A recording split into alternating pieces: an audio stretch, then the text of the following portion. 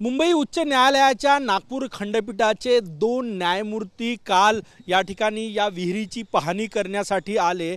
निमित्त होतं संदेश सिंगलकर यांनी दाखल केलेल्या जनहित याचिकेचं। जनहित याचिकेमध्ये याचिकेवर सुनावणी झाली आणि त्यामध्ये नागपूर महानगरपालिकेने दावा केला की 400 पेक्षा जास्त विहिरी आम्ही स्वच्छ केलेला आहे। तर याचिकाकर्ते संदेश सिंगलकर यांच्यातर्फे स्मिता सिंगलकर यांनी तो दावा खोडून लावला आणि महानगरपालिकेचा दावा खोटा असल्याचं सांगितलं।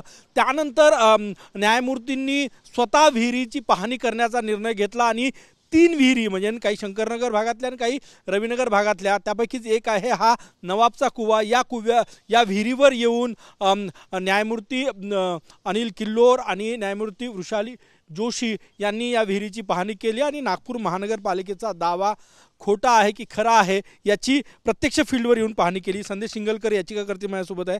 संदेश भाऊ, काय झालं? ही मी PIL दाखल केली होती 2021 मध्ये आणि ही निरीचा जो रिपोर्ट आला होता की नागपूर शहरामध्ये 860 विहिरी आहे, त्यापैकी 120 विहिरी खराब आहे, म्हणजे वापरण्याजोग्या नाही, परंतु 600-650 विहिरी जेवढ्या होत्या त्या विहिरींचं पाणी दूषित आहे असं त्यांनी हे केलं। त्याद्वारे मी PIL दाखल केली होती आणि त्यानंतर आम्ही जो सर्वे केल्यानंतर आमच्या लक्षात आलं की याच्यातला एकही विहीर पिण्याच्या पाण्याजोगी नाही आहे। इतिहासकालीन विहिरी नागपूर शहरामध्ये आहे, अनेक विहिरी इतक्या मोठ्या आहे की आता हीच विहीर जर आपण पाहतो म्हटलं तर याचं पाणी पांढरा बोडीपासून तर बर्डीपर्यंत लोक प्यायला वापरायचे एकेकाळी आणि आता अशी कंडिशन झालेली की त्यात गोटा जरी टाकला तरी गोटा बुडत नाही, एवढा कचरा झालेला येऊन गेले या ठिकाणी। काल न्यायमूर्ती दोन्ही आले होते, अनिल किल्लोर साहेब आले होते आणि वृषाली जोशी मॅडम आल्या होत्या, त्यांनी सुद्धा पाहणी केली। त्यांना ॲक्च्युली आम्ही सांगितलं की महानगरपालिकेने काही केलं नाही आहे, कारण की आतापर्यंत ज्यांनी 2-3 वेळा ज्या हे झाल्या आमच्या तारखा झाल्या त्या तारखांवर त्यांनी सांगितलं तर महानगरपालिकेने दावा केला होता की आम्ही साफ केलेले आहे। मग आम्ही कालच्या PIL मध्ये त्यांना सांगितलं की सर एकही साफ झालेली नाही आहे विहीर, तर त्यांनी कोर्टाने स्वतःच निर्णय घेतला की आम्ही स्वतः पाहायला येतो। त्यामुळे काल त्यांनी 3 विहिरींचं निरीक्षण केलं आणि त्यांना आढळून आलं की ह्या विहिरी खरंच साफ झालेल्या नाही आहे आणि यामध्ये प्रचंड मोठ्या प्रमाणात कचरा आहे।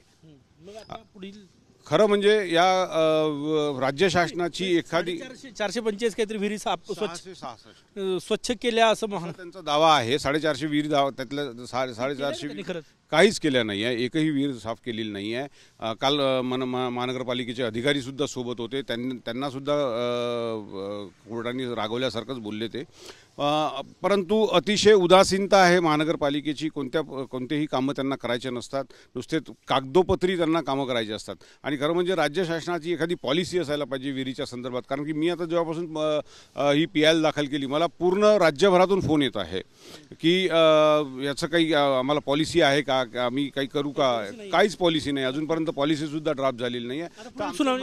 आमचं म्हणणं आहे की आता आज माहीत पडेल किंवा उद्या माहीत पडेल त्याची, आमचं म्हणणं आहे की ॲटलिस्ट राज्य शासनाची काहीतरी पॉलिसीसुद्धा असायला पाहिजे। CWG म्हणजे सेंट्रल ग्राउंड वॉटर अथॉरिटीसुद्धा थातूरमातूर काम करते आणि तुमची महानगरपालिकासुद्धा थातूरमातूर काम करत आहे। त्यामुळे आमचं म्हणणं आहे की तुम्ही काहीतरी आम्हाला कन्स्ट्रक्टिव्ह त्याच्यातला मार्ग काढून दाखवा आणि हे पाणी पिण्याजोगं बना।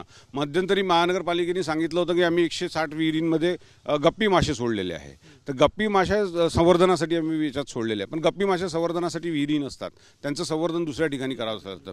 त्याच्यानंतर त्यांनी म्हटलं होतं की आम्ही याला कॉन्क्रिटीकरण करतो, म्हणजे वरून स्लॅब टाकतो जेणेकरून लोक कचरा टाकणार नाही, पण स्लॅब जर टाकला तर त्याचा पर्पजच हे होऊन जातो ना, का एक तर त्यामध्ये फंगस तयार होऊन जाईल सूर्यप्रकाश नसल्यामुळे आणि दुर्गंधी येऊन जाईल त्या पाण्याला, त्यामुळे ते पाणी परत वापरण्यासारखं येणार नाही। त्यामुळे असे हास्यास्पद उत्तरं महानगरपालिका देतात आहे।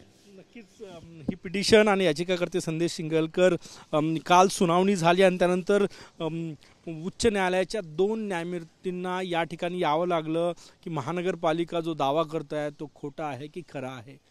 कॅमेरामॅन सचिन सयामसह गजानन माटे, TV9 मराठी, नागपूर।